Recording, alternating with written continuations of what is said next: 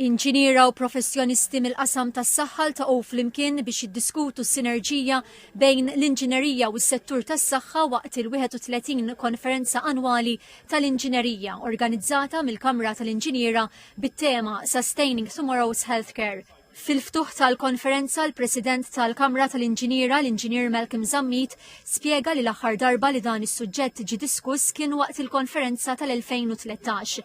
Irrimarka li minn dakinhar il hawn seħħew żviluppi kbar fis-setturi tas-saħħa u tal-inġinerija kif ukoll fih dan il-professjoni tal-inġinerija fil-kuntest lokali. Is-suġġett huwa fuq l-inġinerija u s-saħħa, is-sinerġija ta' bejniethom li ħafna drabi jekk naraw mill-lat ta' anke ta' pazjenti u nies li nċevu s-servizz ma napprezzawx xemm wara il-kura tas-saħħa. Normalment kemm hemm makkinarju, kemm hemm sistemi, kemm hemm proċessi li fihom jidħlu l-inġiniera. Il-konferenza jiffukat fuq ir-riċerka u l-innovazzjoni, l-irwol tal-inġinier fl-isptarijiet u f'faċilitajiet mediċi, il-manifattura ta' apparat mediku u l-farmaceutika. Saru preżentazzjonijiet dwar apparat mediku li ġie żviluppat bilan li jtejjeb il-kwalità tal-ħajja tal-pazjenti kif ukoll dwar l-opportunitajiet ta' finanzjamenti nazzjonali u Ewropej għar-riċerka.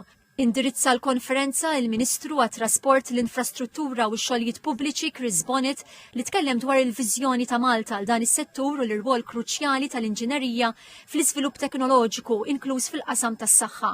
Min-naħa tiegħu il-kellim tal-Oppożizzjoni għall-infrastruttura, l-manifattura u l-proġetti kapitali Joe Giglio għalli x-xogħol tal-inġiniera fil-qasam tas-saħħa għandu jingħata aktar rikonoxximent għax l-idejat innovattivi tagħhom iwasslu għal kwalità ta' ħajja aħjar.